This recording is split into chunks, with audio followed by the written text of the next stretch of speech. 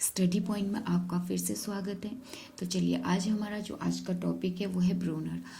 तो ब्रूनर का जो ये सिद्धांत है, ब्रूनर का जो सिद्धांत है, इसे बौद्धिक विकास का सिद्धांत means theory of cognitive development कहते हैं। ये जो इसका सिद्धांत है ये पियाजे के सिद्धांत से मिलते जुलता सिद्धांत है, ठीक है। इसलिए जो है काफ़ी सारी जो स्टेजेस हैं ब्रूनर की और पियाजे की वो आपस में मिलती हैं। हम देखेंगे कि कौन सी स्टेज जो है, कौन सी अवस्था पियाजे के साथ रिलेट कर रही है, तो वो सारी चीज़ें हम देखेंगे। देखिए, ब्रूनर जो हैं ये एक अमेरिकन साइकोलॉजिस्ट थे, मीन्स अमेरिकन मनोवैज्ञानिक ये थे, ठीक है। कल लास्ट वीडियो में मैंने आपको बताया था कि ब्रूनर ने जो है सबसे पहले इस शब्द का प्रयोग किया था, स्कैफोल्डिंग जो है, मचान जो है, सबसे पहले इसको किसने दिया था? स्कैफोल्डिंग ने। हालांकि इसको फेमस किया था वाइगॉट्स्की ने। तो क्वेश्चन आ सकता है कि स्कैफोल्डिंग को फेमस करने वाला कौन था? वो वाइगॉट्स्की था, और इसको जो सबसे पहले यूज़ में लाया था वो लाया था ब्रूनर ने। तो ये कॉन्सेप्ट भी दिमाग में क्लियर रखना है। ब्रूनर ने जो है इसके 3 स्टेजेस दी हैं। First one is enactive stage, second one is iconic and then symbolic. Enactive means क्रियात्मक, आइकॉनिक मीन्स चित्रात्मक, और प्रतीकात्मक। जो ये प्रतीकात्मक स्टेज है वो 6 साल के बाद के बच्चों के लिए इसका जो एज पीरियड है वो है 6 ईयर्स से अबव। फर्स्ट है बर्थ टू 18 ईयर्स, चित्रात्मक 18 मंथ्स टू 6 ईयर्स, प्रतीकात्मक है अबव 6 ईयर्स, राइट। तो चलिए हम इनको अब एक एक करके डिस्कस करेंगे, ठीक है। तो फर्स्ट है हमारी इनएक्टिव होती है। इनएक्टिव स्टेज जो है ये बर्थ टू 18 मंथ्स होती है, ठीक है। ये जो फर्स्ट स्टेज है हमारी इनएक्टिव, ये बर्थ टू 18 मंथ्स होती है, ठीक है। और ये जो अवस्था होती है इसमें वो अपने मोटर स्किल्स का यूज़ करता है, ठीक है। मतलब कि वो खिलौनों वगैरह को हाथ से पकड़ेगा, तोड़ेगा, मरोड़ेगा, वो सारी चीज़ें वो यहाँ पे करता है। और उसकी जो थिंकिंग है वो ज़्यादा डेवलप नहीं होती है। कहने का मतलब है कि अगर बच्चा जो है उसके पास अगर हम किसी खिलौने को देते हैं तो उसे क्या, अगर वो बजने वाला खिलौना होगा तो उसको क्या लगेगा, ये जो खिलौना है ये मेरे हाथों से बज रहा है।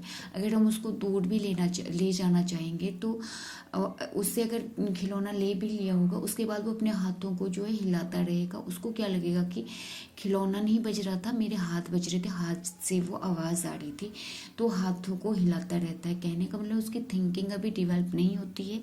वो मोटर स्किल्स पे यहाँ पे क्या करता है, ज़्यादा ध्यान देता है, ठीक है। ये जो स्टेज होती है हमारी होती है पियाजे की सेंसरी मोटर स्टेज जो है उसके इक्वल है ये, ठीक है। उसमें भी वो मोटर स्किल्स का ही यूज़ कर रहा होता है, ठीक है। तो इसमें बच्चा लर्निंग बाय डूइंग करता है। कहने का मतलब हस्त चालक अभ्यास करता है। वो मतलब जो भी करेगा वो हाथों से ही करेगा। वो सोचेगा भी उतना जो उसका हाथ करेगा, जो उसके हाथ से होगा। अगर वो खिलौने को फेंक रहा है तो उसके लिए भी, जैसे मैंने अभी बताया, वो खिलौना अगर बज रहा है तो उसको क्या लग रहा है कि मेरे हाथ बज रहे हैं। उसकी थिंकिंग बस उतनी ही रहेगी यहाँ पे। और यहाँ पे जो भी वो सीखेगा वो करके सीखेगा यहाँ पे, ठीक है। खेल खेल में ही यहाँ पे क्या होगी, उसकी लर्निंग होगी, थिंकिंग डेवलप नहीं होगी। उसकी थिंकिंग सिर्फ किस पे बेस्ड होगी, फिजिकल एक्शंस पे, ठीक है। अभी मैंने बताया आपको एक एग्जाम्पल देके, ठीक है। तो ये सारी चीज़ें जो है उसमें जो है होती हैं इस अवस्था में। देखिए इस स्टेज में जो है पहले जो है बच्चा क्या होता है, केवल अपनी फिजिकल संतुष्टि से संबंधित इच्छाओं तक ही सीमित रहता है। बट जैसे जैसे टाइम बीतता है इस स्टेज की वो लास्ट स्टैंडर्ड में पहुंचता है तो वस्तुओं को, चीज़ों को वो क्या करता है, समझने लगता है और उनको जोड़ तोड़ कर और ज़्यादा सोच समझ की अपनी योग्यता को विकसित करने यहाँ पे वो लगता है, ठीक है। तो ये थी इनएक्टिव स्टेज, ठीक है। जो यहाँ पे ये क्या करेगा, सिर्फ मोटर स्किल्स का ही यूज़ करेगा। यहाँ पे वो जो फर्स्ट स्टेज है इसकी 18 महीने तक, मतलब 1.5 साल तक का बच्चा ले लो, ठीक है, 1.5-2 साल तक का। तो यही टाइम पीरियड अप्रोक्सीमेटली पियाजे का भी था। तो जो हमारी ब्रूनर की फर्स्ट स्टेज है ये किससे रिलेट कर रही है, ये रिलेट कर रही है पियाजे की फर्स्ट स्टेज से, यानी कि सेंसरी मोटर स्टेज से, राइट। तो चलिए सेकंड स्टेज अब देखते हैं। सेकंड है हमारे पास आइकॉनिक स्टेज। अब इस आइकॉनिक स्टेज में क्या है, इसका जो टाइम पीरियड है वो है 18 मंथ्स टू 6 ईयर्स, ठीक है। अब यहाँ पे जो है बच्चा क्या करता है, अब लर्निंग थ्रू इमेजेस। अब बच्चा क्या करता है, वो सीखेगा यहाँ पे इमेजेस के थ्रू, ठीक है।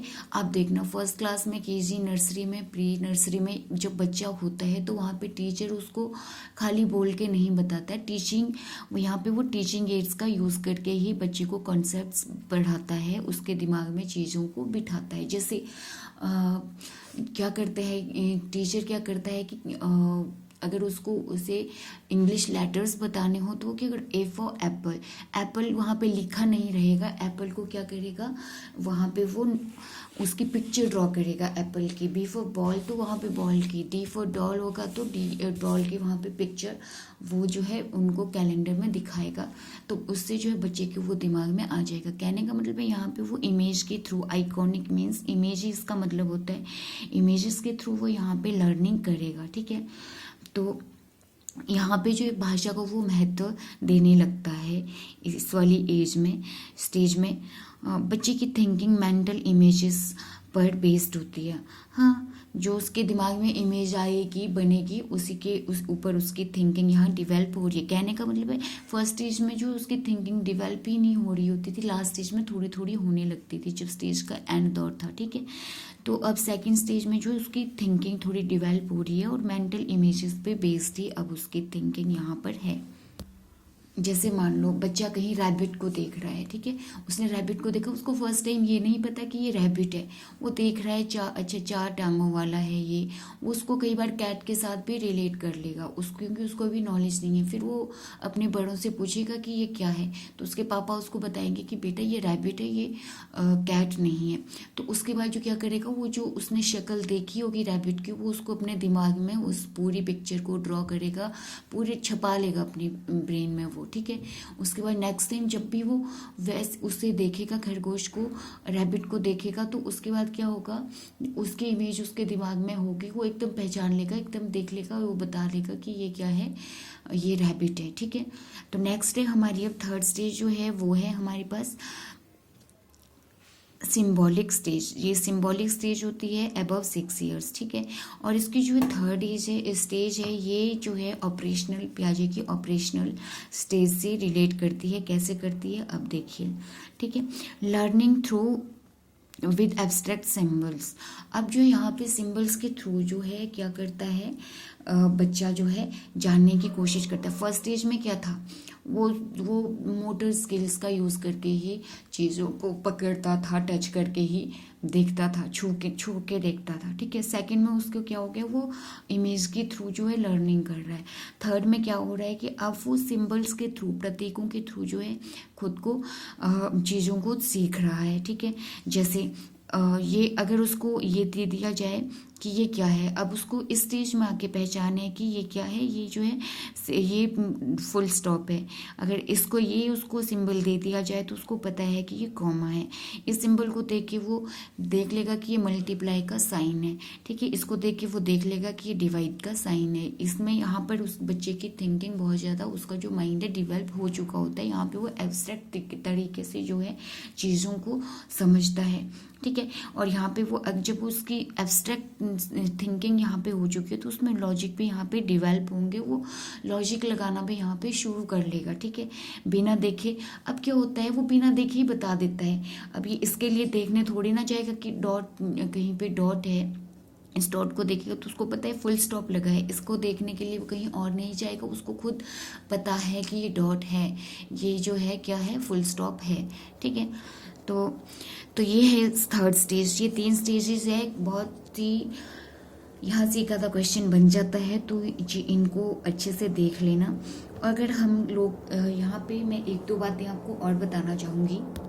हाँ, अब थर्ड स्टेज भी हमारी ऑलमोस्ट हो गई है। इसमें ज़्यादा और बताने को कुछ नहीं है, बस इतना ही है कि इसमें जो है जो 2 स्टेजेस थी हमारी, वहाँ पे वो जो जितने भी उसके अनुभव वहाँ रहे हैं उनको वो धारण करता है यहाँ पे, और क्या करता है, जो चीज़ें हैं उनको जो है व्यक्त करने की यहाँ पे वो योग्यता रखता है। जैसे सेकंड स्टेज में उसमें रैबिट का उसने अपने दिमाग में चित्र रख लिया था, जब वो अब इस थर्ड स्टेज में क्या करेगा, वो एकदम देख के बोल देगा कि ये रैबिट है, ये गाय है, ये कैट है।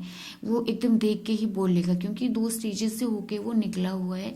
और इसीलिए हम जो है ये जो तीनों स्टेजेस हैं इनको क्या कहते हैं कि आपस में इंटरकनेक्ट होती है, कनेक्टिंग स्टेजेस हैं ये तीनों की तीनों।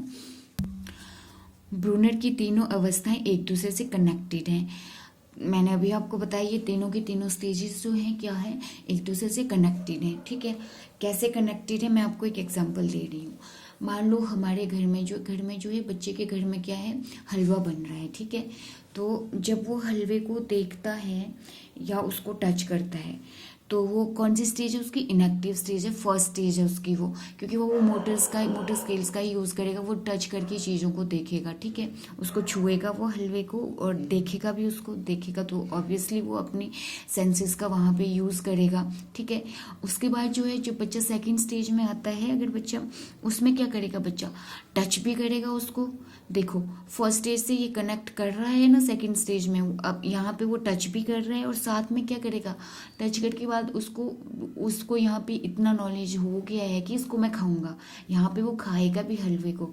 बट जब वो थर्ड स्टेज में आएगा तो वहाँ पे थर्ड स्टेज में क्या होगा, जब वो सिंबॉलिक स्टेज में होगा तो बच्चा जब स्कूल से आ रहा होगा उसको यहाँ पे वो स्मेल करना शुरू कर देता है, उसको बाहर ही जाके स्मेल आ जाएगी, अच्छा हलवा बन रहा है, और दौड़ के आएगा और फट से उसको देखेगा भी, टच भी करेगा और खाएगा भी।